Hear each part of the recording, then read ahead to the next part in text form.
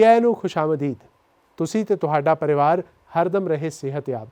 ਇਸੇ ਦੁਆ ਦੇ ਨਾਲ ਲੈ ਹਾਜ਼ਰ ਹਾਂ ਮੈਂ PTC ਨਿਊਜ਼ ਦਾ ਇੱਕ ਖਾਸ ਉਪਰਾਲਾ ਡਾਕਟਰ ਸਪੀਕ, ਤਾਂ ਕਿ ਸਹੀ ਸਮੇਂ 'ਤੇ ਮਿਲ ਸਕੇ ਤੁਹਾਨੂੰ ਸਹੀ ਜਾਣਕਾਰੀ। ਤੇ ਅੱਜ ਅਸੀਂ ਚਰਚਾ ਕਰਨ ਵਾਲੇ ਹਾਂ ਅਧਰੰਗ ਦੀ ਤਕਲੀਫ ਬਾਰੇ। ਤੇ ਇਸ ਬਾਰੇ ਗੱਲ ਕਰਨ ਲਈ ਸਾਡੇ ਨਾਲ NHS ਹਸਪੀਟਲ ਜਲੰਧਰ ਤੋਂ neuro physician doctor Sandeep Goyal ਨੇ।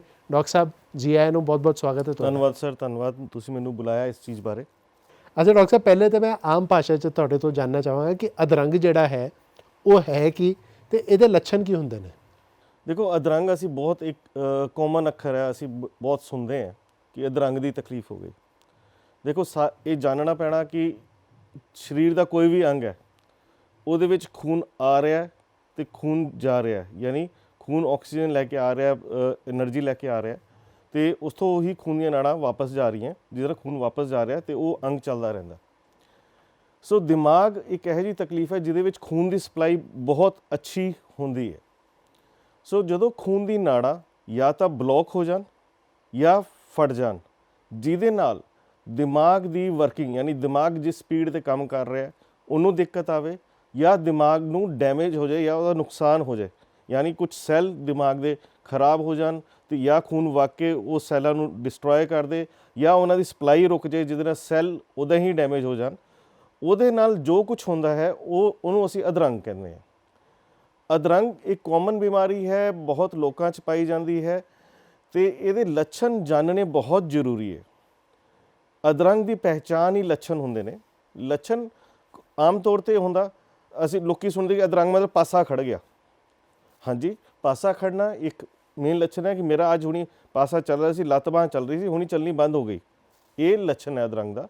ਜਾਂ ਸੁੰਨ ਹੋ ਜਾਏ ਇੱਕਦਮ, ਕਿ ਇੱਕ ਪਾਸਾ ਪੂਰੀ ਤਰ੍ਹਾਂ ਸੁੰਨ ਹੋ ਜਾਏ, ਉਹਦੇ ਵਿੱਚ ਮਹਿਸੂਸ ਹੋਣਾ ਘੱਟ ਜਾਏ, ਜਾਂ ਇੱਕ ਪਾਸੇ ਦੇ ਵਿੱਚ ਜਿੱਦਾਂ ਮੈਂ ਕੰਮ ਕਰ ਪਾ ਰਿਹਾ ਉੱਦਾਂ ਨਾ ਕਰ ਪਾਵਾਂ, ਯਾਨੀ ਜਿੱਦਾਂ ਕੋਈ ਚੀਜ਼ ਫੜ ਰਿਹਾ ਮੇਰੇ ਹੱਥ 'ਚ ਛੁੱਟਣੀ ਸ਼ੁਰੂ ਹੋ ਜਾਏ, ਯਾਨੀ ਉਹਦੀ ਵਰਕਿੰਗ ਘੱਟ ਜਾਏ, ਉਹਦਾ ਮਹਿਸੂਸ ਹੋਣਾ ਘੱਟ ਜਾਏ।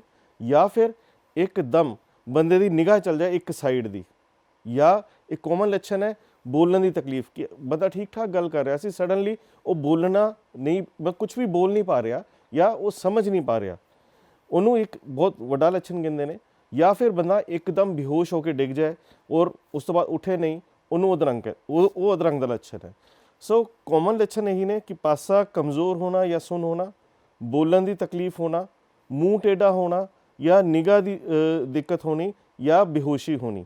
ਇਹ ਕਾਮਨ ਲੱਛਣ ਜਦੋਂ ਵੀ ਕਿਸੇ ਬੰਦੇ ਨੂੰ ਤੁਸੀਂ ਦੇਖੋ ਕਿ ਹੋਏ ਨੇ, ਹੁਣੀ ਤੁਹਾਡੇ ਸਾਹਮਣੇ ਹੋਏ ਨੇ, ਉਹ ਜਾਣੋ ਕਿ ਅਧਰੰਗ ਹੋ ਗਿਆ। ਬਿਲਕੁਲ ਡਾਕਟਰ ਸਾਹਿਬ, ਅਜਿਹੀ ਸਮੱਸਿਆਵਾਂ ਨਾਲ, ਅਜਿਹੇ ਜਿਹੜੇ ਸਿੰਪਟਮਸ ਨੇ ਉਸ ਨਾਲ ਆਮ ਤੌਰ 'ਤੇ ਲੋਕ ਜਿਹੜੇ ਨੇ ਉਹ ਦੋ ਚਾਰ ਹੁੰਦੇ ਨੇ, ਪਰ ਜਿਵੇਂ ਤੁਸੀਂ ਕਿਹਾ ਇਸ ਨੂੰ ਕਿ ਇਹ ਕਾਮਨ ਬਿਮਾਰੀ ਹੈ ਅਤੇ ਕਿਸੇ ਨੂੰ ਵੀ ਹੋ ਸਕਦੀ ਹੈ?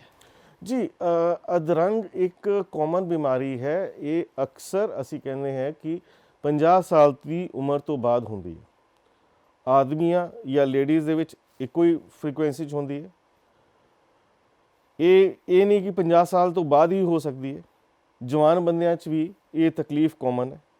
ਜਿੱਦਾਂ ਜਿੱਦਾਂ ਆਪਣੀ ਉਮਰ ਵਧੀ ਜਾਂਦੀ ਹੈ ਅਤੇ ਇਹਦੇ ਨਾਲ ਜਿਹੜੇ ਮਰੀਜ਼ ਹੈ ਉਹ ਵਧੀ ਜਾਂਦੇ ਨੇ, ਯਾਨੀ 60 ਸਾਲ ਦੀ ਉਮਰ ਤੋਂ ਬਾਅਦ ਘੱਟ ਮਰੀਜ਼ ਹੋਣਗੇ, ਪਰ 70 ਸਾਲ ਤੋਂ ਬਾਅਦ ਜ਼ਿਆਦਾ ਮਰੀਜ਼ ਹੋਣਗੇ ਜਿਨ੍ਹਾਂ ਨੂੰ ਅਧਰੰਗ ਹੋਇਆ, ਉਹਨਾਂ ਦੀ ਪਰਸੈਂਟੇਜ ਵੱਧ ਜਾਏਗੀ। ਇਸੇ ਤਰ੍ਹਾਂ 80 ਸਾਲ ਤੋਂ ਬਾਅਦ 1/3 ਮਰੀਜ਼ਾਂ ਨੂੰ, ਰੱਦ 85 ਸਾਲ ਤੋਂ ਬਾਅਦ 1/3 ਮਰੀਜ਼ਾਂ ਨੂੰ ਇਹ ਤਕਲੀਫ ਹੁੰਦੀ ਹੈ। ਮੌਤ ਹੋਣ ਦੇ ਚਾਂਸ ਬਹੁਤ ਘੱਟ ਹੁੰਦੇ ਨੇ, ਲੇਕਿਨ ਇਹ ਇੱਕ ਇਹੋ ਜਿਹੀ ਬਿਮਾਰੀ ਹੈ ਜਿਹਦੇ ਵਿੱਚ ਮੋਰਬਿਡਿਟੀ ਹੋ ਜਾਂਦੀ ਹੈ। ਮੋਰਬਿਡਿਟੀ ਮਤਲਬ ਬੰਦਾ ਅਪਾਹਜ ਹੋ ਜਾਂਦਾ। ਇੱਕ ਬਹੁਤ ਵੱਡਾ ਕਾਰਨ ਹੈ ਸਾਡੀ ਸੁਸਾਇਟੀ ਦੇ ਵਿੱਚ ਇਹ ਅਪਾਹਜਤਾ ਦਾ, ਕਿ ਬੰਦਾ ਆਪਦੇ ਕੰਮੋਂ ਗਿਆ, ਆਪ ਤਾਂ ਕੰਮੋਂ ਗਿਆ ਤਾਂ ਉਹਦਾ ਪਰਿਵਾਰ ਵੀ ਸੇਵਾ ਕਰਨ ਲੱਗ ਗਿਆ, ਉਹ ਵੀ ਅਪਾਹਜ ਹੋ ਗਿਆ। ਅੱਛਾ ਡਾਕਟਰ ਸਾਹਿਬ, ਮੈਨੂੰ ਲੱਗਦਾ ਕਿ ਇਹ ਬਹੁਤ ਹੀ ਚੌਂਕਾ ਦੇਣ ਵਾਲੇ ਜਿਹੜੇ ਤੱਥ ਹੈ ਤੁਸੀਂ ਦੱਸ ਰਹੇ ਹੋ ਇੱਥੇ। ਅਤੇ ਹੁਣ ਇਹਦੇ ਜਿਹੜੇ ਕਾਰਨ ਨੇ, ਕੀ ਕੋਈ ਪਰਟੀਕੂਲਰ ਇਹਦੇ ਕਾਰਨ ਵੀ ਨੇ, ਕਿ ਲਿਸਟ ਹੈ ਕਾਰਨਾਂ ਦੀ ਕਿ ਜਿਹਦੇ ਕਾਰਨ ਇਹ ਅਧਰੰਗ ਜਿਹੜਾ ਹੋ ਸਕਦਾ? ਦੇਖੋ, ਅਧਰੰਗ ਦਾ ਕੋਈ ਪਰਟੀਕੂਲਰ ਕਾਰਨ ਨਹੀਂ ਕਿ ਆਹ ਹੋਇਆ ਤੇ ਇਹ ਮਰੀਜ਼ ਨੂੰ ਅਧਰੰਗ ਹੋ ਜਾਣਾ। ਕੁਝ ਫੈਕਟਰਸ ਨੇ, ਕੁਝ ਚੀਜ਼ਾਂ ਨੇ ਜਿਹੜੀ ਅਧਰੰਗ ਨੂੰ ਕੰਟਰੀਬਿਊਟ ਕਰਦੀਆਂ, ਜਿਨ੍ਹਾਂ ਦੇ ਜੇ ਮੈਨੂੰ ਹੈ ਉਹ ਚੀਜ਼ਾਂ, ਤੇ ਇਹ ਅਧਰੰਗ ਹੋਣ ਦੇ ਚਾਂਸ ਜ਼ਿਆਦਾ ਹੋਣਗੇ। ਤੇ ਜੇ ਹੋਏਗਾ ਤੇ ਜ਼ਿਆਦਾ ਹੋਏਗਾ, ਘੱਟ ਨਹੀਂ ਹੋਏਗਾ। ਕਾਮਨ ਕਾਰਨ ਹੈ ਉਮਰ, ਜਿੱਦਾਂ ਉਮਰ ਵੱਧਦੀ ਜਾਣੀ ਹੈ ਅਧਰੰਗ ਦੀ ਪਰਸੈਂਟੇਜ ਵੱਧਦੀ ਜਾਣੀ ਹੈ। ਦੂਜਾ ਹੈ ਆਦਮੀ ਲੋਕ, ਥੋੜ੍ਹੀ ਜਿਹੀ ਇਹਨਾਂ 'ਚ ਪਰਸੈਂਟੇਜ ਜ਼ਿਆਦਾ ਹੁੰਦੀ ਹੈ ਲੇਡੀਜ਼ ਦੇ ਹਿਸਾਬ ਨਾਲ, ਪਰ ਤਕਰੀਬਨ ਸੇਮ ਹੈ। ਫਿਰ ਉਸ ਤੋਂ ਬਾਅਦ ਮੋਸਟ ਕਾਮਨ ਕਾਰਨ ਹੈ ਸ਼ੂਗਰ। ਚਲੋ ਸ਼ੂਗਰ ਹੈ, ਸ਼ੂਗਰ ਨੂੰ ਕੰਟਰੋਲ ਨਾ ਕਰਨਾ, ਔਰ ਸ਼ੂਗਰ ਨਾ ਕੰਟਰੋਲ ਹੋਣ ਦੇ ਕਾਰਨ ਜਦੋਂ ਅਧਰੰਗ ਹੋਏਗਾ ਜ਼ਿਆਦਾ ਹੋਏਗਾ ਔਰ ਜ਼ਿਆਦਾ ਪਰੇਸ਼ਾਨ ਕਰੇਗਾ, ਉਹਦਾ ਟ੍ਰੀਟਮੈਂਟ ਵੀ ਹੋਰ ਔਖਾ ਹੋਏਗਾ। ਅਗਲਾ ਕਾਰਨ ਹੈ ਬੀਪੀ ਦਾ ਹੋਣਾ। ਬੀਪੀ ਦਾ ਮਰੀਜ਼ ਹੈ ਤਾਂ ਹੀ ਅਸੀਂ ਕਹਿੰਦੇ ਕਿ ਬੀਪੀ ਕੰਟਰੋਲ ਕਰੋ। ਸੋ ਬੀਪੀ ਇੱਕ ਬਹੁਤ ਵੱਡਾ ਕਾਰਨ ਹੈ ਦਿਮਾਗ ਦੇ ਵਿੱਚ ਬਲੀਡਿੰਗ ਹੋਣ ਦਾ ਜਾਂ ਅਧਰੰਗ ਹੋਣ ਦਾ। ਦੂਜੇ ਕਾਰਨ ਨੇ ਸਮੋਕਿੰਗ। ਜਿਹੜੀ ਅਸੀਂ ਸਮੋਕਿੰਗ ਇੱਕ ਬਹੁਤ ਹੀ ਡਰੈਡਲੀ ਫੈਕਟਰ ਦੇਖਿਆ ਗਿਆ, ਜਿਹੜਾ ਕਿ ਲੋਕ ਸਮੋਕ ਕਰਦੇ ਨੇ, ਚਾਹੇ ਬੀੜੀ ਸਿਗਰਟ ਜਾਂ ਜਿਹੜੇ ਤੰਬਾਕੂ ਲੈਂਦੇ ਨੇ, ਇੱਕ ਬਹੁਤ ਵੱਡਾ ਕਾਰਨ ਹੈ ਅਧਰੰਗ ਦਾ। ਫਿਰ ਉਸ ਤੋਂ ਬਾਅਦ ਐਲਕੋਹਲ ਯਾਨੀ ਸ਼ਰਾਬ ਦਾ ਸੇਵਨ ਜ਼ਿਆਦਾ ਕਰਨਾ, ਤੇ ਅੱਜ ਕੱਲ੍ਹ ਦੇ ਨਸ਼ੇ ਜਿਹਦੇ ਕਾਰਨ ਇਹ ਅਧਰੰਗ ਇੱਕ ਕਾਮਨ ਪ੍ਰੋਬਲਮ ਜਵਾਨਾਂ 'ਚ ਦੇਖਿਆ ਜਾਂਦਾ, ਜਿਹਦਾ ਸਮੈਕ ਹੋ ਗਈ, ਹੀਰੋਇਨ ਹੋ ਗਈ, ਇਹਨਾਂ 'ਚ ਦਿਮਾਗ ਦੇ ਵਿੱਚ ਇਹ ਜਿਹੜੇ ਐਡਿਕਟ ਹੁੰਦੇ ਨੇ, ਇਹਨਾਂ ਦੇ ਦਿਮਾਗ 'ਚ ਬਲੀਡਿੰਗ ਹੋਣ ਦਾ ਖਤਰਾ ਹੋ ਜਾਂਦਾ, ਜਿਹਦੇ ਕਾਰਨ ਯੰਗ ਸਟ੍ਰੋਕ ਸਾਨੂੰ ਦੇਖਣ ਨੂੰ ਮਿਲਦੇ ਨੇ। ਸੋ ਕਾਰਨ ਅਨੇਕ ਨੇ। ਸੋ ਕਾਰਨਾਂ ਨੂੰ ਕਰੈਕਟ ਕਰਨਾ ਇਹ ਜ਼ਿੰਮੇਵਾਰੀ ਹੈ ਸਾਡੀ ਸਾਰਿਆਂ ਦੀ। ਪਰ ਕੀ ਅਧਰੰਗ ਇੱਕ ਐਮਰਜੈਂਸੀ ਹੈ ਜਾਂ ਇਹਦਾ ਅਸੀਂ ਟ੍ਰੀਟਮੈਂਟ ਟੀਕੇ ਨਾਲ ਜਾਂ ਦਵਾਈ ਨਾਲ ਵੀ ਕਰ ਸਕਦੇ ਹਾਂ? ਇਹਨਾਂ ਸਵਾਲਾਂ ਦੇ ਜਵਾਬ ਵੀ ਅਸੀਂ ਡਾਕਟਰ ਸਾਹਿਬ ਤੋਂ ਜਾਣਾਂਗੇ। ਤੁਸੀਂ ਵੇਖਦੇ ਰਹੋ ਡਾਕਟਰਸ ਸਪੀਕ। ਬ੍ਰੇਕ ਤੋਂ ਬਾਅਦ ਤੁਹਾਡਾ ਸਵਾਗਤ ਹੈ। ਤੁਸੀਂ ਵੇਖ ਰਹੇ ਹੋ ਡਾਕਟਰ ਸਪੀਕ ਤੇ ਅੱਜ ਅਸੀਂ ਅਧਰੰਗ ਦੀ ਤਕਲੀਫ ਬਾਰੇ ਚਰਚਾ ਕਰ ਰਹੇ ਹਾਂ ਤੇ ਸਾਡੇ ਨਾਲ NHS ਹਸਪੀਟਲ ਜਲੰਧਰ ਤੋਂ ਨੇ ਡਾਕਟਰ ਸੰਦੀਪ ਗੋਇਲ। ਡਾਕਟਰ ਸਾਹਿਬ, ਬਹੁਤ ਹੀ ਵਿਸਤਾਰਪੂਰਵਕ ਤੁਸੀਂ ਜਾਣਕਾਰੀ ਇਸ ਬਿਮਾਰੀ ਬਾਰੇ ਦੇ ਰਹੇ ਹੋ। ਇੱਥੇ ਤੁਹਾਡੇ ਤੋਂ ਇਹ ਵੀ ਜਾਣਨਾ ਚਾਹਾਂਗਾ ਕਿ ਅਧਰੰਗ ਕੀ ਇੱਕ ਐਮਰਜੈਂਸੀ ਹੈ ਕਿ ਜਿਵੇਂ ਹਾਰਟ ਅਟੈਕ ਇੱਕ ਐਮਰਜੈਂਸੀ ਹੁੰਦੀ ਹੈ ਤੇ ਇਸ ਨੂੰ ਦਿਮਾਗ ਦੀ ਇੱਕ ਤਕਲੀਫ ਵੀ ਕਿਹਾ ਜਾ ਸਕਦਾ? ਅਧਰੰਗ ਕੀ ਹੈ? ਇਹ ਦਿਮਾਗ ਦਾ ਅਟੈਕ ਹੈ। ਹਾਰਟ ਅਟੈਕ ਤੋਂ ਤਾਂ ਡਰ ਜਾਂਦੇ ਹਾਂ ਅਸੀਂ, ਪਰ ਅਸੀਂ ਦਿਮਾਗ ਦੇ ਅਟੈਕ ਤੋਂ ਨਹੀਂ ਡਰਦੇ। ਐਸਾ ਕਿਉਂ? ਜਦ ਕਿ ਇਹ ਜ਼ਿਆਦਾ ਹਾਨੀਕਾਰਕ ਹੈ। ਹਾਰਟ ਅਟੈਕ ਦੇ ਵਿੱਚ ਜ਼ਿੰਦਗੀ ਦਾ ਸਵਾਲ ਜ਼ਿਆਦਾ ਹੁੰਦਾ, ਪਰ ਬ੍ਰੇਨ ਅਟੈਕ 'ਚ ਜ਼ਿੰਦਗੀ ਦਾ ਸਵਾਲ ਜ਼ਿਆਦਾ ਨਹੀਂ ਹੁੰਦਾ, ਲੇਕਿਨ ਉਸ ਤੋਂ ਬਾਅਦ ਜਿਹੜੀ ਅਪਾਹਜਤਾ, ਵਿਕਲਾਂਗਤਾ ਹੁੰਦੀ ਹੈ ਉਹ ਬਹੁਤ ਜ਼ਿਆਦਾ ਹੁੰਦੀ ਹੈ, ਉਹ ਸ਼ਾਇਦ ਉਹ ਬਹੁਤ ਬੁਰੀ ਹੁੰਦੀ ਹੈ। ਵਾਕਈ ਹੀ ਇਹ ਇੱਕ ਐਮਰਜੈਂਸੀ ਹੈ। ਅਕਸਰ ਅਸੀਂ ਜਦੋਂ ਹਾਰਟ ਅਟੈਕ 'ਚ ਤਾਂ ਹੁੰਦਾ ਨਾ ਕਿ ਦਰਦ ਹੁੰਦਾ, ਪਸੀਨਾ ਆ ਗਿਆ, ਇਹ ਹੋ ਗਿਆ। ਜਦੋਂ ਅਧਰੰਗ ਦਾ ਅਟੈਕ ਹੈ, ਜ਼ਰੂਰੀ ਨਹੀਂ ਹੁੰਦਾ ਕਿ ਇੱਕਦਮ ਹੀ ਪਾਸਾ ਕਮਜ਼ੋਰ ਹੁੰਦਾ, ਬੰਦੇ ਨੂੰ ਹਲਕੀ ਤਕਲੀਫ ਹੁੰਦੀ ਹੈ, ਕਹਿੰਦਾ ਲੋ ਸਾਨੂੰ ਤਾਂ ਕੁਝ ਹੋ ਹੀ ਨਹੀਂ ਸਕਦਾ। ਚਲੋ ਹੋ ਸਕਦਾ ਕਮਜ਼ੋਰੀ ਹੋ ਜਾਏ, ਆਪਾਂ ਇੱਕ ਮਲਟੀਵਿਟਾਮਿਨ ਦੀ ਗੋਲੀ ਖਵਾਉਂਦੇ ਜਾਂ ਆਸ-ਪਾਸ ਡਾਕਟਰ ਕੋਲ ਜਾਂਦੇ, ਟੀਕਾ ਲਵਾ ਲੈਂਦੇ ਕਿ ਆਹ ਮਲਟੀਵਿਟਾਮਿਨ ਨਿਊਰੋਬੈਨ 4 ਦਾ ਟੀਕਾ ਲੱਗ ਗਿਆ, ਠੀਕ ਹੋ ਜਾਣਾ, ਆਪਾਂ ਨੂੰ ਕੁਝ ਨਹੀਂ ਹੋਏਗਾ ਔਰ ਆਪਾਂ ਅੱਜ ਰਾਤੀ ਵਧੀਆ ਸੋਵਾਂਗੇ ਤੇ ਸਵੇਰੇ ਉੱਠਾਂਗੇ। ਜਦ ਕਿ ਇਹ ਨਹੀਂ ਜਾਣਦੇ ਕਿ ਇਹ ਇੱਕ ਐਮਰਜੈਂਸੀ ਹੈ। ਹੋ ਸਕਦਾ ਸਵੇਰੇ ਤੁਸੀਂ ਠੀਕ ਠਾਕ ਨਾ ਉੱਠੋ, ਹੋ ਸਕਦਾ ਸਵੇਰੇ ਬੇਹੋਸ਼ ਹੋ ਜਾਂ ਸਵੇਰੇ ਬਹਿ ਵੀ ਨਾ ਸਕੋ ਆਪਣੇ ਆਪ। ਇਹ ਵਾਕਈ ਹੀ ਐਮਰਜੈਂਸੀ ਹੈ। ਇਸ ਨੂੰ ਐਮਰਜੈਂਸੀ ਸਮਝਣਾ ਬਹੁਤ ਜ਼ਰੂਰੀ ਹੈ। ਇੱਕ ਕਾਮਨ ਅਸੀਂ ਵਰਡ ਯੂਜ਼ ਕਰਦੇ, ਟਾਈਮ ਇਜ਼ ਬ੍ਰੇਨ, ਯਾਨੀ ਦਿਮਾਗ ਦੇ ਵਿੱਚ ਇੰਨੇ ਸਾਰੇ ਸੈੱਲ ਹੈ, ਜਦੋਂ ਉਹ ਡੈਮੇਜ ਹੁੰਦੇ ਨਾ, ਜਿੰਨਾ ਟਾਈਮ ਅਸੀਂ ਜਾਇਆ ਕਰਾਂਗੇ ਇਸ ਦੇ ਇਲਾਜ ਦੇ ਵਿੱਚ, ਉਨਾ ਅਸੀਂ ਨੁਕਸਾਨ ਪਹੁੰਚਾਵਾਂਗੇ ਦਿਮਾਗ ਨੂੰ। ਜਾਂ ਇਹਦਾ ਇਹ ਵੀ ਸੋਚੋ ਕਿ ਜੇ ਅਸੀਂ ਜਿੰਨਾ ਟਾਈਮ ਘੱਟ ਲਾਵਾਂਗੇ ਇਲਾਜ ਦੇ ਵਿੱਚ, ਉਨਾ ਅਸੀਂ ਆਪਣਾ ਬਚਾਅ ਕਰਾਵਾਂਗੇ ਇਲਾਜ ਕਰਾ ਕੇ। ਯਾਨੀ ਦਿਮਾਗ ਦੇ ਸੈੱਲ ਉਨੇ ਠੀਕ ਰਹਿਣਗੇ, ਉਨਾ ਤੁਸੀਂ ਬਿਹਤਰ ਹੋਗੇ, ਉਨਾ ਤੁਸੀਂ ਬਚੋਗੇ ਇਹਦੀ ਅਪਾਹਜਤਾ ਤੋਂ ਜਾਂ ਡਰੈਡਲੀ ਅਟੈਕ ਤੋਂ। ਸੋ ਟਾਈਮ ਇਜ਼ ਬ੍ਰੇਨ, ਜਿੰਨਾ ਛੇਤੀ ਇਲਾਜ ਕਰਾਓ, ਇਸ ਨੂੰ ਐਮਰਜੈਂਸੀ ਸਮਝੋ ਤੇ ਸਹੀ ਹੋਗੇ, ਆਪਣੇ ਯੋਗੇ ਰਹੋਗੇ। ਸੋ ਵਾਕਈ ਹੀ ਇੱਕ ਐਮਰਜੈਂਸੀ ਹੈ। ਇਸ ਨੂੰ ਐਮਰਜੈਂਸੀ ਸਮਝਣ ਲਈ ਜਿਹੜੇ ਹਸਪੀਟਲਸ ਟ੍ਰੇਨਡ ਨੇ, ਨਿਊਰੋ ਦੇ ਹਸਪਤਾਲ, ਉਹ ਜਦੋਂ ਤੁਸੀਂ ਅਧਰੰਗ ਦਾ ਮਰੀਜ਼ ਹੈ ਨਾ, ਉਹਨਾਂ ਦੀ ਵਰਕਿੰਗ ਦੇਖਣ ਵਾਲੀ ਹੁੰਦੀ ਹੈ। ਜਿੱਦਾਂ ਸਾਡੇ ਹਸਪਤਾਲ ਦੇ ਵਿੱਚ ਅਸੀਂ ਕੀ ਕੀਤਾ ਹੋਇਆ, ਸਾਡਾ MRI CT ਵਿੱਚ ਹੀ ਹੈ ਐਮਰਜੈਂਸੀ ਦੇ ਵਿੱਚ। ਜਦੋਂ ਪੇਸ਼ੈਂਟ ਅਧਰੰਗ ਦਾ ਆਇਆ ਤੇ ਵਿਦਿਨ 5 ਮਿੰਟਸ ਅਸੀਂ ਉਸ ਨੂੰ ਸਕੈਨ ਦੇ ਵਿੱਚ ਲੈ ਲੈਂਦੇ, ਕਿਉਂਕਿ ਉਹ ਅੰਦਰ ਹੀ ਹੈ। ਅਸੀਂ ਟਾਈਮ ਨਹੀਂ ਬਚਾ ਰਹੇ ਕਿ ਪੇਸ਼ੈਂਟ ਟਰੋਲੀ ਤੇ ਜਾ ਰਿਹਾ ਜੀ, ਉਹ ਆਏਗਾ ਜੀ, ਦੂਜੀ ਮੰਜ਼ਿਲ ਜਾਣਾ, ਤੀਜੀ ਮੰਜ਼ਿਲ ਜਾਣਾ, ਟਾਈਮ ਬਚਾਉਂਦੇ ਆ। ਔਰ ਉਹ ਟਾਈਮ ਹੀ ਮਰੀਜ਼ ਨੂੰ ਬਿਹਤਰ ਕਰਦਾ ਅੱਗੇ ਆਉਣ ਵਾਲੇ ਸਮੇਂ ਦੇ ਵਿੱਚ। ਬਿਕੋਜ਼ ਮੋਟੋ ਇੱਕ ਹੈ, ਟਾਈਮ ਇਜ਼ ਬ੍ਰੇਨ, ਬਚਾਓ ਦਿਮਾਗ ਦੇ ਸੈੱਲ, ਟਾਈਮ ਬਚਾਓ, save the time and the patient is better. So ਇਹ ਇੱਕ ਵਾਕਈ ਹੈ, ਐਮਰਜੈਂਸੀ ਹੈ। ਇਸ ਨੂੰ ਸਮਝਣਾ ਹੈ, ਆਪਾਂ ਠੀਕ ਹੋਣਾ, ਆਪਾਂ ਵਿਕਲਾਂਗਤਾ ਤੋਂ ਠੀਕ ਹੋਣਾ ਔਰ ਇਸ ਦਾ ਸਹੀ ਇਲਾਜ ਸਮੇਂ ਤੇ ਕਰਾਉਣਾ।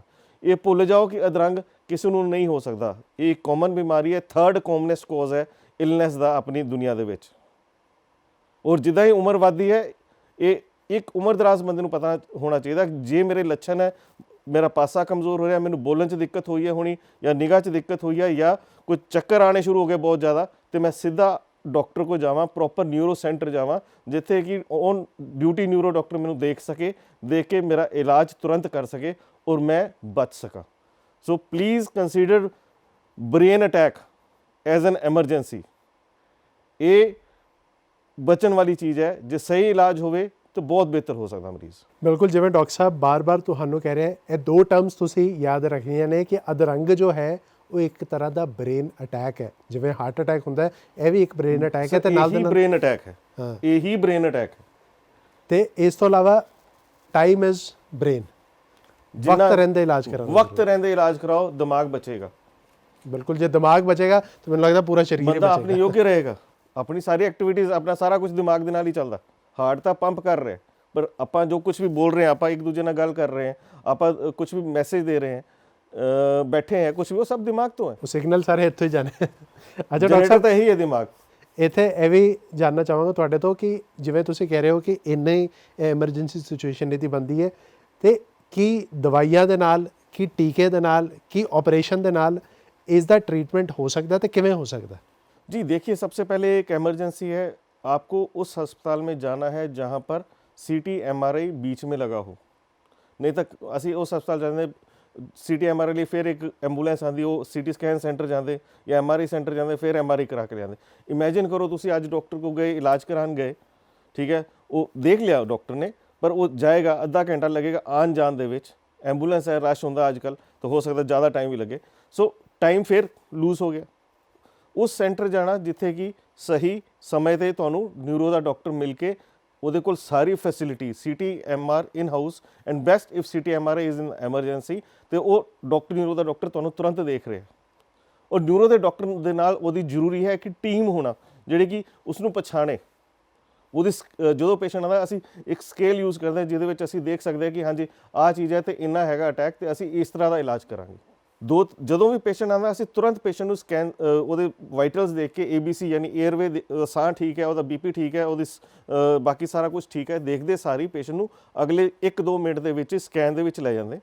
ਸਕੈਨ ਸਾਨੂੰ ਦੱਸਦਾ ਹੈ ਕਿ ਕਿਸ ਤਰ੍ਹਾਂ ਦਾ ਅਟੈਕ ਹੈ।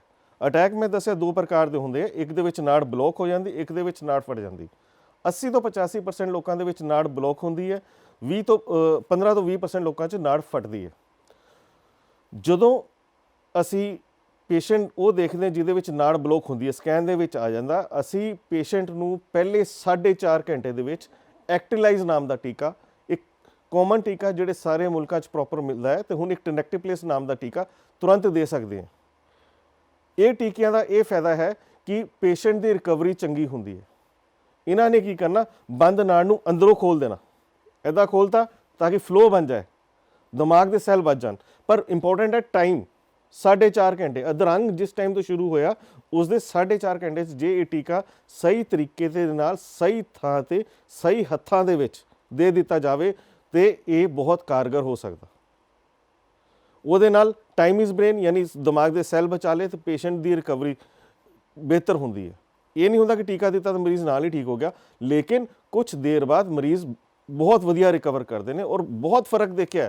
ਹੁਣ ਸਾਨੂੰ 20 ਸਾਲ ਹੋ ਗਏ ਟੀਕਾ ਇਸਤੇਮਾਲ ਕਰਦੇ, ਤੇ ਬਹੁਤ ਡਿਫਰੈਂਸ ਦੇਖਦੇ ਹਾਂ ਅਸੀਂ, ਜਿਨ੍ਹਾਂ ਨੂੰ ਸਹੀ ਟਾਈਮ 'ਤੇ ਟੀਕਾ ਲੱਗਾ। ਕੁਝ ਲੋਕ ਤਾਂ ਮਤਲਬ ਬਹੁਤ ਵੀ ਵਧੀਆ ਕਰੈਕਟ ਹੁੰਦੇ ਨੇ, ਔਰ ਉਹ ਆਪਣੇ ਯੋਗੇ ਹੋ ਜਾਂਦੇ ਨੇ। ਫਿਰ ਉਸ ਤੋਂ ਬਾਅਦ ਅਗਲਾ ਇਲਾਜ ਹੁੰਦਾ। ਬਾਕੀ ਕੁਝ ਮਰੀਜ਼ ਸਾਡੇ ਕੋਲ ਟਾਈਮ 'ਤੇ ਨਹੀਂ ਪਹੁੰਚਦੇ ਨੇ, ਲੇਕਿਨ ਸਾਡੇ ਕੋਲ ਅਸੀਂ ਦੇਖਿਆ ਪੇਸ਼ੈਂਟ 2 ਤੋਂ 3 ਘੰਟੇ ਦੇ ਡਿਸਟੈਂਸ ਤੋਂ ਵੀ ਆ ਕੇ ਸਹੀ ਟਾਈਮ 'ਤੇ ਪਹੁੰਚ ਕੇ ਆਪਣਾ ਪ੍ਰੋਪਰ ਇਲਾਜ ਕਰਾ ਜਾਂਦੇ ਨੇ। ਜਿਹੜੇ ਮਰੀਜ਼ 4.5 ਘੰਟੇ 'ਚ ਨਹੀਂ ਪਹੁੰਚਦੇ, ਉਹਨਾਂ ਨੂੰ ਬਾਕੀ ਦਵਾਈਆਂ, ਬਾਕੀ ਟੀਕੇ ਹੁੰਦੇ ਜਿਹੜੇ ਕਿ ਅਸੀਂ ਦਿੰਦੇ ਹਾਂ, ਜਿਹਦੇ ਨਾਲ ਬਿਹਤਰ ਹੋ ਸਕਦਾ। ਉਹ ਦਵਾਈਆਂ ਟੀਕੇ ਪੇਸ਼ੈਂਟ ਨੂੰ ਉਹਦੀ ਸਿਹਤ ਦੇ ਹਿਸਾਬ ਨਾਲ ਦੇਣੇ ਪੈਂਦੇ ਨੇ। ਜੇ ਦਿਮਾਗ 'ਚ ਬਲੀਡਿੰਗ ਹੈ ਤਾਂ ਸਿੰਪਲ ਟੀਕੇ ਦੇਣੇ ਹੁੰਦੇ, ਤਾਂ ਕਿ ਦਿਮਾਗ 'ਚ ਸੋਜਿਸ਼ ਨਾ ਹੋਵੇ, ਜਾਂ ਵੱਡਾ ਅਟੈਕ ਹੈ ਤਾਂ ਸੋਜਿਸ਼ ਦੇ ਟੀਕੇ ਦੇਣੇ ਪੈਂਦੇ। ਕਈ ਵਾਰ ਇਹ ਅਟੈਕ ਬਹੁਤ ਵੱਡਾ ਹੁੰਦਾ, ਖੂਨ ਜਿਹੜਾ ਫਟਿਆ ਹੁੰਦਾ ਬਹੁਤ ਜ਼ਿਆਦਾ ਹੁੰਦਾ, ਤੇ ਉਸ ਟਾਈਮ ਸਾਨੂੰ ਆਪਰੇਸ਼ਨ ਬਾਰੇ ਡਿਸਾਈਡ ਹੋਣਾ ਚਾਹੀਦਾ।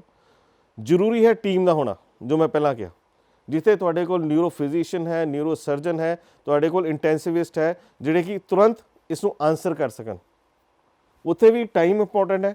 ਜੇ ਤੁਸੀਂ ਬਲੀਡਿੰਗ ਨੂੰ ਵਧਣ ਦਿਓਗੇ, ਸਹੀ ਸਮੇਂ 'ਤੇ ਉਹਨੂੰ ਖੋਲੋਗੇ ਨਹੀਂ, ਤਾਂ ਉਹ ਨੁਕਸਾਨ ਕਰ ਦੇਗੀ, ਉਹਨਾਂ ਦਿਮਾਗ ਦਾ ਨੁਕਸਾਨ ਕਰ ਦੇਗੀ। ਸੋ ਸਹੀ ਸਮੇਂ 'ਤੇ ਸਹੀ ਇਲਾਜ, ਚਾਹੇ ਉਹ ਇੰਜੈਕਸ਼ਨ ਹੈ, ਚਾਹੇ ਉਹ ਗੋਲੀਆਂ ਹੈ, ਜਾਂ ਫਿਰ ਆਪਰੇਸ਼ਨ ਹੈ, ਉਹ ਕਰਨਾ ਪੈਂਦਾ। ਬਿਲਕੁਲ, ਉਹ ਕਹਿੰਦੇ ਨੇ ਨਾ ਕਿ ਸਮੇਂ ਸਮੇਂ ਸਮਰੱਥ, ਪਰ ਇੱਥੇ ਇਹ ਕਹਿਣਾ ਚਾਹਾਂਗਾ ਕਿ ਸਮੇਂ 'ਤੇ ਆਪਣਾ ਇਲਾਜ ਜ਼ਰੂਰ ਕਰਾਓ, ਕਿਉਂਕਿ ਤੁਹਾਡੀ ਜ਼ਿੰਦਗੀ ਹੈ ਤੁਹਾਡੇ ਹੱਥ।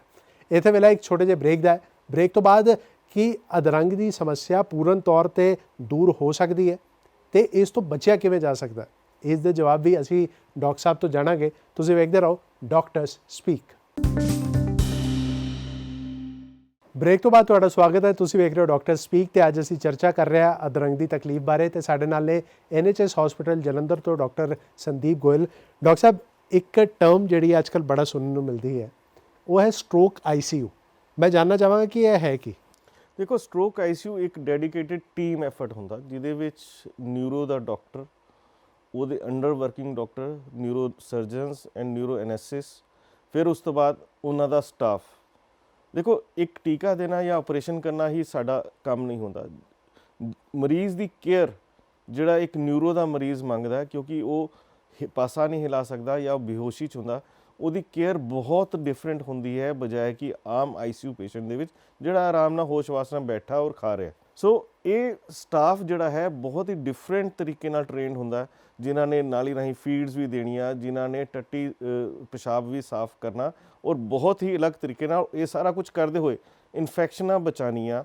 ਇਹ ਇੱਕ ਬਹੁਤ ਆਪਣੇ ਆਪ 'ਚ ਇੱਕ ਅਲੱਗ ਟੌਪਿਕ ਹੈ। ਸੋ ਅਸੀਂ ਇੱਕ ਵਰਡ ਯੂਜ਼ ਕਰਦੇ ਸਟ੍ਰੋਕ ICU, ਜਿਹੜਾ ਕਿ ਸਟਾਫ ਜਿਹਦੇ ਕਿ ਡਾਕਟਰ ਸਿਰਫ ਇਹੀ ਕੰਮ ਕਰਨਾ ਜਾਣਦੇ ਆ ਔਰ ਉਹ ਆਮ ਡਾਕਟਰਾਂ ਤੋਂ ਬਿਹਤਰ ਇਸ ਚੀਜ਼ ਨੂੰ ਕਰ ਪਾਉਂਦੇ ਨੇ, ਕਿਉਂਕਿ ਉਹ ਸਾਲੋਂ ਸਾਲ ਇਹੀ ਕਰਦੇ ਆ ਰਹੇ ਨੇ, ਇਹੀ ਪ੍ਰੈਕਟਿਸ ਕਰ ਰਹੇ ਨੇ ਤੇ ਉਹ ਜ਼ਿਆਦਾ ਬਿਹਤਰ ਕੇਅਰ ਕਰ ਪਾਉਂਦੇ, ਜਿਹਦੇ ਨਾਲ ਨੈਟ ਰਿਜ਼ਲਟ ਇਹੀ ਹੁੰਦਾ ਕਿ ਪੇਸ਼ੈਂਟ ਜਲਦੀ ਰਿਕਵਰ ਹੁੰਦਾ, ਉਹਦੀ ਰਿਕਵਰੀ ਫਾਸਟਰ ਹੁੰਦੀ ਹੈ, ਉਹਦੀ ਫਿਜ਼ੀਓਥੈਰੇਪੀ ਜਿਹੜੇ ਟ੍ਰੇਨਡ ਫਿਜ਼ੀਓਥੈਰੇਪਿਸਟ ਤੁਹਾਡੇ ਸਟ੍ਰੋਕ ICU ਉਹ ਜ਼ਿਆਦਾ ਬਿਹਤਰ ਕੇਅਰ ਕਰ ਪਾਉਂਦੇ ਨੇ, ਇੱਕ ਪਲਾਨ ਦੇ ਹਿਸਾਬ ਨਾਲ ਕਰ ਪਾਉਂਦੇ ਨੇ ਤੇ ਪੇਸ਼ੈਂਟ ਬੈਨੀਫੀਸ਼ੀਅਲ ਹੁੰਦਾ। ਅੱਛਾ ਡਾਕਟਰ ਸਾਹਿਬ, ਹੁਣ ਅੱਜ ਕੱਲ੍ਹ ਬੜੇ ਨਵੇਂ ਤਰੀਕੇ ਵੀ ਆ ਗਏ ਹੋਣਗੇ ਐਡਵਾਂਸਮੈਂਟ ਦੇ ਨਾਲ, ਟੈਕਨੋਲੋਜੀ ਦੇ ਨਾਲ ਇਸ ਨੂੰ ਟਰੀਟ ਕਰਨ ਦੇ, ਕੁਝ ਉਸ 'ਤੇ ਵੀ ਰੋਸ਼ਨੀ ਪਾਓ। ਦੇਖिए, अब ਜਿਹੜਾ ਇਲਾਜ ਹੁੰਦਾ, ਮੈਂ ਦੱਸਿਆ ਕਿ ਅਸੀਂ ਟੀਕਾ ਦੇਤਾ ਟਾਈਮ ਤੇ, ਲੇਕਿਨ ਹੁਣ ਜੋ ਅਸੀਂ ਵਿਧੀਆਂ ਇਸਤੇਮਾਲ ਕਰਦੇ ਹਾਂ ਜਿਹਦੇ ਵਿੱਚ ਜੇ ਨਾੜ, ਜੇ ਸਾਡੇ ਕੋਲ ਪ੍ਰੋਪਰ ਸਕੈਨ MRI ਦੱਸ ਦੇ ਕਿ ਹਾਂਜੀ ਇਹਦੇ ਵਿੱਚ ਆਹ ਡੈਫੀਸਿਟ ਹੈ,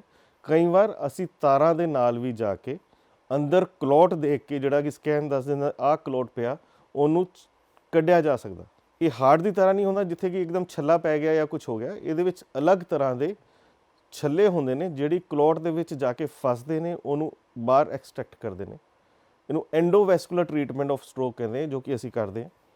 ਇਹਦੇ ਨਾਲ ਕੀ ਹੁੰਦਾ, ਟਾਰਗੇਟ ਹੁੰਦਾ ਕਿ ਜਿਹੜੀ ਨਾੜ ਬਲੌਕ ਹੈ ਉਹ ਖੁੱਲ ਜਾਵੇ, ਉਹਦੇ ਵਿੱਚ ਫਲੋ ਮੇਨਟੇਨ ਹੋ ਜਾਏ ਤਾਂ ਕਿ ਦਿਮਾਗ ਦੇ ਸੈੱਲ ਜਿਨ੍ਹਾਂ ਨੂੰ ਹੋਰ ਹੁਣ ਬਲੱਡ ਸਪਲਾਈ ਚਾਹੀਦੀ ਹੈ, ਜਿਨ੍ਹਾਂ ਨੂੰ ਹੋਰ ਆਕਸੀਜਨ ਚਾਹੀਦੀ ਹੈ, ਉਹ ਬਚ ਜਾਣ। ਇਹ ਵੀ ਸਹੀ ਸਮੇਂ 'ਤੇ, ਇਹ ਨਹੀਂ ਕਿ ਇਹਨੂੰ ਕਦੀ ਵੀ ਕੀਤਾ ਜਾ ਸਕਦਾ। ਇਹ ਅਕਸਰ ਅਧਰੰਗ ਦੇ ਸ਼ੁਰੂ ਹੁੰਦੇ 6 ਤੋਂ 8 ਘੰਟੇ 'ਚ ਕੀਤਾ ਜਾ ਸਕਦਾ।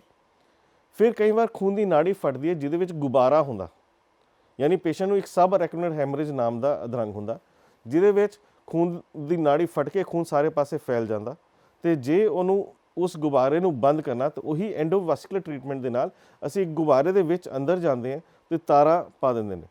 ਕਿਸੇ ਜ਼ਮਾਨੇ 'ਚ ਹਲੇ ਵੀ ਅਸੀਂ ਆਪਰੇਸ਼ਨ ਕਰਕੇ ਖੋਲਦੇ ਹਾਂ ਤੇ ਜੇ ਜ਼ਰੂਰਤ ਹੋਵੇ ਤੇ ਉਸ ਗੁਬਾਰੇ ਨੂੰ ਬਾਹਰ ਕਲਿੱਪ ਲਗਾ ਦੇਈਦਾ, ਇਹਨੂੰ ਕਲਿੱਪਿੰਗ ਕਹਿੰਦੇ ਆ। ਨਈ ਤਰੀਕੇ ਤੇ ਨਹੀਂ ਕਹੂੰਗਾ, ਹੁਣ 15 ਸਾਲ ਤੋਂ ਇਹ ਚੀਜ਼ ਚੱਲ ਰਹੀ ਹੈ ਜਿਹਦੇ ਵਿੱਚ ਅਸੀਂ ਉਸ ਗੁਬਾਰੇ ਦੇ ਅੰਦਰ ਜਾਂਦੇ, ਉਹਨੂੰ ਕੋਇਲ ਪੈਕ ਕਰ ਦਿੰਦੇ ਨੇ, ਯਾਨੀ ਅੰਦਰੋਂ ਬੰਦ ਕਰ ਦਿੰਦੇ ਨੇ, ਫਿਰ ਛੱਲਾ ਪਾ ਕੇ ਉਹਦੇ ਫਲੋ ਮੇਨਟੇਨ ਕਰ ਦਿੰਦੇ ਨੇ ਤੇ ਫਿਰ ਉਹਦੇ ਨਾਲ ਜਿਹੜਾ ਇਹ ਗੁਬਾਰਾ ਫਿਰ ਦੁਬਾਰਾ ਨਹੀਂ ਫਟਦਾ, ਕਿਉਂਕਿ ਜੇ ਗੁਬਾਰਾ ਹੁੰਦਾ ਸਬ ਅਰੈਕਨੋਇਡ ਹੈਮਰੇਜ, ਇਹ ਫਿਰ ਦੁਬਾਰਾ ਫਟ ਸਕਦਾ ਤੇ ਫਿਰ ਦੁਬਾਰਾ ਬੰਦੇ ਨੂੰ ਨੁਕਸਾਨ ਕਰ ਸਕਦਾ। ਅੱਛਾ ਡਾਕਟਰ ਸਾਹਿਬ, ਹੁਣ ਮੈਨੂੰ ਲੱਗਦਾ ਹੈ ਕਿ ਜੋ ਸਾਡੇ ਵਿਊਅਰਸ ਨੇ ਉਹਨਾਂ ਦੇ ਮਨ ਵਿੱਚ ਇਹ ਸਵਾਲ ਜ਼ਰੂਰ ਆ ਰਿਹਾ ਹੋਏਗਾ ਕਿ ਕੀ ਅਧਰੰਗ ਦਾ ਪੂਰਨ ਤੌਰ 'ਤੇ ਇਲਾਜ ਹੋ ਸਕਦਾ ਹੈ, ਤੇ ਦੂਜੀ ਚੀਜ਼ ਇਹ ਵੀ ਹੈ ਕਿ ਇਸ ਤੋਂ ਬਚਣ ਦੇ ਉਪਾਅ ਕੀ ਨੇ? ਦੇਖੋ, ਅਧਰੰਗ ਦਾ ਪੂਰਨ ਤੌਰ 'ਤੇ ਇਲਾਜ ਹੋ ਸਕਦਾ। ਪਹਿਲਾਂ ਜ਼ਮਾਨੇ 'ਚ ਹੁੰਦਾ ਸੀ, ਅਧਰੰਗ ਹੋ ਜਾਂਦਾ ਸੀ ਤੇ ਬੰਦਾ ਸੋਚਦਾ ਸੀਗਾ, ਉਹ ਡਿਪਰੈਸ ਹੋ ਜਾਂਦਾ ਸੀ ਕਿ ਉਹਨੂੰ ਲੱਗਦਾ ਸੀ ਇਹ ਬਚੇਗਾ ਨਹੀਂ, ਆਪਣੇ ਯੋਗੇ ਨਹੀਂ ਰਹੇਗਾ ਬੰਦਾ। ਹੁਣ ਕੰਮ ਤੋਂ ਵੀ ਗਿਆ, ਪਰਿਵਾਰ ਤੋਂ ਵੀ ਗਿਆ, ਪਰਿਵਾਰ ਵਾਲੇ ਵੀ ਬੰਨੇ ਗਏ। ਹੁਣ ਉਸ ਤਰ੍ਹਾਂ ਨਹੀਂ, ਹੁਣ ਟ੍ਰੀਟਮੈਂਟ ਟੈਕਨੋਲੋਜੀ ਆਪਣੀ ਇੰਨੀ ਐਡਵਾਂਸ ਹੋ ਚੁੱਕੀ ਕਿ ਟਾਰਗੇਟ ਹੀ ਹੁੰਦਾ ਕਿ ਪੇਸ਼ੈਂਟ ਨੇ ਆਪਣੇ ਯੋਗੇ ਹੋਣਾ, ਆਪਣਾ ਕੰਮ ਕਰਨਾ, ਆਪਦਾ ਕੰਮਕਾਰ ਜੋ ਕਰ ਰਿਹਾ ਸੀਗਾ ਆਪਦੇ ਜੋਗਾ ਜਾਂ ਸੋਸਾਇਟੀ ਪ੍ਰਤੀ, ਯਾਨੀ ਜੋ ਜੋਬ ਕਰ ਰਿਹਾ ਸੀ, ਜੋ ਕੁਝ ਵੀ ਕਰ ਰਿਹਾ ਸੀ ਉਹ ਕਰੇ। ਸੋ ਟਾਰਗੇਟ ਓਰੀਐਂਟਡ ਅਪਰੋਚ ਹੋ ਗਈ ਹੈ। ਜੇ ਮੈਂ ਕਹਿਦਾ ਕਿ 100 ਮਰੀਜ਼ ਹੈ ਤੇ ਅਸੀਂ ਸਾਡੇ ਐਕਸਪੀਰੀਅੰਸ 80 ਕੁ ਲੋਕ ਆਪਣੇ ਯੋਗੇ ਵਾਪਸ ਕੰਮਕਾਰ ਜੋਗੇ ਹੋ ਜਾਂਦੇ ਨੇ, ਜਿਹਦੇ ਵਿੱਚ ਉਹ ਇੰਡੀਪੈਂਡੈਂਟ ਰਹਿੰਦੇ ਨੇ। ਇਹ ਨਹੀਂ ਕਿ ਘਰੇ ਰਹਿ ਜਾਂਦੇ ਨੇ, ਆਪਦੇ ਕੰਮਾਂ 'ਤੇ ਵੀ ਜਾਂਦੇ ਜਿੱਦਾਂ ਪਹਿਲਾਂ ਹੁੰਦਾ, ਪਹਿਲਾਂ ਉਹ ਕਰਦੇ ਸੀਗੇ। ਹਾਂ, 10 20 ਤੋਂ 30% ਲੋਕਾਂ 'ਚ ਕਈ ਵਾਰ ਅਸੀਂ ਦਿੱਕਤਾਂ ਮਹਿਸੂਸ ਕਰਦੇ ਹਾਂ, ਬਹੁਤ ਵੱਡਾ ਅਟੈਕ ਹੋਵੇ ਤਾਂ ਦਿੱਕਤ ਹੁੰਦੀ ਹੈ। ਲੇਕਿਨ ਅਧਰੰਗ ਦੇ ਮਰੀਜ਼ ਨੂੰ ਇਹ ਜਾਣਨਾ ਹੈ ਕਿ ਉਹ ਠੀਕ ਹੋ ਸਕਦਾ। ਇਹ ਦਿਮਾਗ ਦੀ ਗੇਮ ਹੈ। ਦਿਮਾਗ ਨਾ ਸੋਚੇਗਾ ਮੈਂ ਠੀਕ ਹੋਣਾ ਤਾਂ ਠੀਕ ਹੋਏਗਾ ਹੀ। ਮਿਹਨਤ ਕਰਨੀ ਪੈਂਦੀ ਹੈ ਮਰੀਜ਼ ਨੂੰ, ਮਰੀਜ਼ ਦੇ ਰਿਸ਼ਤੇਦਾਰਾਂ ਨੂੰ, ਉਹਦੀ ਫਿਜ਼ੀਓਥੈਰੇਪੀ ਟੀਮ ਨੂੰ, ਉਹਦੇ ਡਾਕਟਰ ਨੂੰ। ਲੇਕਿਨ ਉਹ ਕਰੇਗਾ ਤੇ ਬਿਹਤਰ ਹੋਏਗਾ। ਇਹ ਨਹੀਂ ਹੁੰਦਾ ਕਿ ਅਧਰੰਗ ਹੋ ਗਿਆ ਛੱਡ ਦਿਓ ਜੀ, ਮਹੀਨਾ ਵਰਜਿਸ਼ ਕਰਾ ਲਈ ਹੋ ਗਿਆ। ਲੋਕੀ ਮਾਲਸ਼ਾਂ ਕਰਾਉਣ ਲੱਗ ਜਾਂਦੇ, ਸਭ ਕੁਝ ਕਰਾਉਂਦੇ, ਉਹਦਾ ਫਾਇਦਾ ਹੋਏਗਾ। ਲੇਕਿਨ ਜੋ ਵਰਜਿਸ਼ ਇੱਕ ਪ੍ਰੋਪਰ ਟੈਕਨੀਕਲ ਥੈਰੇਪੀ ਹੈ, ਉਹ ਸਹੀ ਤਰ੍ਹਾਂ ਦਵਾਈ ਲਏਗਾ ਤੇ ਉਹ ਠੀਕ ਰਹੇਗਾ ਔਰ ਆਪਣੇ ਯੋਗ ਹੋਏਗਾ। ਲੋਕੀ ਕਹਿੰਦੇ ਨੇ ਕਿ ਸਾਲ ਤੱਕ ਇਲਾਜ ਕਰਾਓ, ਉਸ ਤੋਂ ਬਾਅਦ ਮਰੀਜ਼ ਠੀਕ ਨਹੀਂ ਹੋਇਆ, ਕੋਈ ਗੱਲ ਨਹੀਂ, ਉਹਨੂੰ ਘਰੇ ਹੀ ਛੱਡ ਦਿਓ। ਐਸਾ ਨਹੀਂ ਹੁੰਦਾ। ਬ੍ਰੇਨ ਇੱਕ ਇਹੋ ਜਿਹਾ ਟਿਸ਼ੂ ਹੈ ਜਿਹੜਾ ਕਿ ਰਿਕਵਰ ਕਰਦਾ ਹੀ ਹੈ, ਜਿਹੜਾ ਕਿ ਬਿਹਤਰ ਹੋ ਹੀ ਜਾਂਦਾ। ਉਹ ਬਿਹਤਰ ਹੋਏਗਾ ਤੇ ਮਰੀਜ਼ ਵੀ ਬਿਹਤਰ ਹੋਏਗਾ। ਇਲਾਜ ਪ੍ਰੋਪਰ ਰੱਖੋ। ਅਲੱਗ ਇੱਕ ਪ੍ਰੋਬਲਮ ਦੇਖਦੇ ਹਾਂ ਸਰ, ਅੱਜ ਮੈਂ ਠੀਕ ਹੋ ਗਿਆ ਅਧਰੰਗ ਤੋਂ ਬਾਅਦ, ਤੁਹਾਨੂੰ ਮੈਨੂੰ 3 ਮਹੀਨੇ ਬਾਅਦ ਭੁੱਲ ਜਾਂਦਾ ਕਿ ਮੈਨੂੰ ਅਧਰੰਗ ਹੋਇਆ, ਡਾਕਟਰ ਸਾਹਿਬ ਅਸੀਂ ਦਵਾਈ ਛੱਡਤੀ ਸੀ, ਫਿਰ ਅਟੈਕ ਹੋ ਗਿਆ। ਐਸਾ ਨਹੀਂ ਹੋਣਾ ਹੈ। ਅਧਰੰਗ ਦੀ ਦਵਾਈ ਜੇ ਡਾਕਟਰ ਪ੍ਰਿਸਕ੍ਰਾਈਬ ਕਰ ਰਿਹਾ ਉਹਨੂੰ ਪ੍ਰੋਪਰਲੀ ਲਓ, ਸਮੇਂ 'ਤੇ ਲਓ, ਲਗਾਤਾਰ ਲਓ ਜਦ ਤੱਕ ਡਾਕਟਰ ਬੰਦ ਨਹੀਂ ਕਰਦਾ, ਤਾਂ ਕਿ ਆਪਣੇ ਯੋਗੇ ਰਹੋ, ਮੁੜ ਕੇ ਕੋਈ ਨੁਕਸਾਨ ਨਾ ਹੋਵੇ। ਇਹ ਜਾਣਨਾ ਬਹੁਤ ਜ਼ਰੂਰੀ ਹੈ। ਤੇ ਇਹਦਾ ਬਚਣ ਦੇ ਉਪਾਅ ਡਾਕਟਰ ਸਾਹਿਬ? ਹਾਂਜੀ, ਬਚਣ ਦੇ ਉਪਾਅ ਦੇ ਵਿੱਚ ਜਿਹੜੀ ਮੇਨ ਚੀਜ਼ਾਂ ਹੈ, ਜਿਹੜੇ ਕਾਰਨ ਨੇ, ਸ਼ੂਗਰ ਹੈ ਤੇ ਸ਼ੂਗਰ ਕੰਟਰੋਲ ਕਰੋ। ਬੀਪੀ ਹੈ, ਬੀਪੀ ਇੱਕ ਬਹੁਤ ਵੱਡਾ ਕਾਰਨ ਹੈ। ਬੀਪੀ ਨੂੰ ਆਪਣਾ ਕਰੈਕਟ ਕਰਕੇ ਰੱਖੋ। ਫਿਰ ਉਸ ਤੋਂ ਬਾਅਦ ਬੀਪੀ ਤੁਹਾਡਾ ਨੋਰਮਲ ਹੋਣਾ ਚਾਹੀਦਾ। ਚਾਹੇ ਗੋਲੀ ਲੱਗੀ ਹੋਈ ਹੈ, ਲੇਕਿਨ ਇਹ ਨਹੀਂ ਜਾਣਨਾ ਕਿ ਮੈਨੂੰ ਗੋਲੀ ਲੱਗੀ ਹੋਈ ਹੈ, ਬੀਪੀ ਲੱਗਾ ਹੋਇਆ, ਬੀਪੀ ਕਰੈਕਟ ਹੋਣਾ ਚਾਹੀਦਾ। ਸਮੋਕਿੰਗ, ਖਾਸ ਕਰ ਤੰਬਾਕੂ ਖਾਣਾ, ਜਿਹੜੇ ਡਾਇਬਟਿਕ ਪੇਸ਼ੈਂਟਸ ਹੈ, ਕਈ ਵਾਰ ਸਮੋਕਿੰਗ ਵੀ ਕਰਦੇ, ਉਹਨਾਂ 'ਚ ਤਾਂ ਬਹੁਤ ਅਧਰੰਗ, ਜਦੋਂ ਵੀ ਅਸੀਂ ਦੇਖਦੇ ਹਾਂ ਜੇ ਪੇਸ਼ੈਂਟ ਨੂੰ, ਅਧਰੰਗ ਬਹੁਤ ਹੀ ਭਿਆਨਕ ਹੁੰਦਾ। ਠੀਕ ਹੈ। ਫਿਰ ਉਸ ਤੋਂ ਬਾਅਦ ਡਰਿੰਕ, ਆਪਣੇ ਜਿਹੜੇ ਲੋਕੀ ਐਲਕੋਹਲ ਲੈਂਦੇ ਨੇ, ਇਹਨੂੰ ਘਟਾਉਣਾ। ਫਿਰ ਜ਼ਰੂਰੀ ਹੈ ਜਨਰਲ ਆਪਣੀ ਫਿਟਨੈਸ ਰੱਖਣੀ। ਜਿੰਨੇ ਫਿਟ ਰਹੋਗੇ, ਜਿੰਨੇ ਤਰੋਤਾਜ਼ਾ ਰਹੋਗੇ, ਉਨੇ ਠੀਕ ਰਹੋਗੇ। ਆਪਣਾ ਡੇਲੀ ਦਾ ਰੂਟੀਨ, ਆਪਣੀ ਐਕਸਰਸਾਈਜ਼, ਆਪਣਾ ਯੋਗਾ, ਇਹ ਸਭ ਚੀਜ਼ਾਂ ਬਹੁਤ ਜ਼ਰੂਰੀ ਨੇ ਮੈਂਟਲੀ ਫਿਟ ਹੋਣ ਨੂੰ। Brain is a healthy organ. Brain ਇੱਕ ਹੈਲਦੀ ਔਰਗਨ ਹੈ ਜਿਹਦੇ ਵਿੱਚ ਬਲੱਡ ਸਪਲਾਈ ਮੈਕਸਿਮਮ ਹੁੰਦੀ ਹੈ। ਜੇ ਤੁਸੀਂ ਠੀਕ ਰੱਖੋਗੇ ਆਪਣਾ ਸਰੀਰ ਤੇ ਬ੍ਰੇਨ ਸਭ ਤੋਂ ਪਹਿਲਾਂ ਹੈਲਦੀ ਰਹੇਗਾ। ਬਿਲਕੁਲ ਡਾਕਟਰ ਸਾਹਿਬ ਨੇ ਜਿਵੇਂ ਤੁਹਾਨੂੰ ਦੱਸਤਾ ਹੈ ਕਿ ਉਪਾਅ ਕਿਵੇਂ ਕਰਨਾ ਹੈ, ਉਹ ਕਰਨਾ ਤੁਸੀਂ ਹੈ। ਤੇ ਜੇ ਅਧਰੰਗ ਦੀ ਬਿਮਾਰੀ ਤੁਹਾਨੂੰ ਹੋ ਵੀ ਗਈ ਹੈ ਤੇ ਘਬਰਾਉਣ ਦੀ ਲੋੜ ਨਹੀਂ ਹੈ, ਸਮੇਂ ਸਿਰ ਉਸ ਦਾ ਇਲਾਜ ਕਰਾਉਣਾ ਬਹੁਤ ਜ਼ਰੂਰੀ ਹੈ। Time is brain. Time is brain. Doctor ਸਾਹਿਬ ਬਹੁਤ ਬਹੁਤ ਧੰਨਵਾਦ ਤੁਹਾਡਾ ਸਾਡੇ ਨਾਲ ਜੁੜਨ ਲਈ। ਨਮਸਕਾਰ ਜੀ। ਅੱਜ ਦੇ ਡਾਕਟਰ ਸਪੀਕ ਵਿੱਚ ਇੰਨਾ ਹੀ। ਅਗਲੇ ਹਫਤੇ ਅਸੀਂ ਭੁੱਲਣ ਦੀ ਬਿਮਾਰੀ ਬਾਰੇ ਚਰਚਾ ਕਰਾਂਗੇ। ਤੁਸੀਂ ਵੇਖਣਾ ਭੁੱਲਿਓ ਨਾ ਡਾਕਟਰ ਸਪੀਕ, ਸਿਰਫ PTC ਨਿਊਜ਼ ਤੇ ਹਰ ਐਤਵਾਰ ਸ਼ਾਮੀ 5 ਵਜੇ। ਤੇ ਆਪਣਾ ਤੇ ਆਪਣਿਆਂ ਦਾ ਖਿਆਲ ਚੰਗੀ ਤਰ੍ਹਾਂ ਰੱਖਿਓ। ਦਿਓ ਇਜਾਜ਼ਤ। ਰੱਬ ਰਾਖਾ।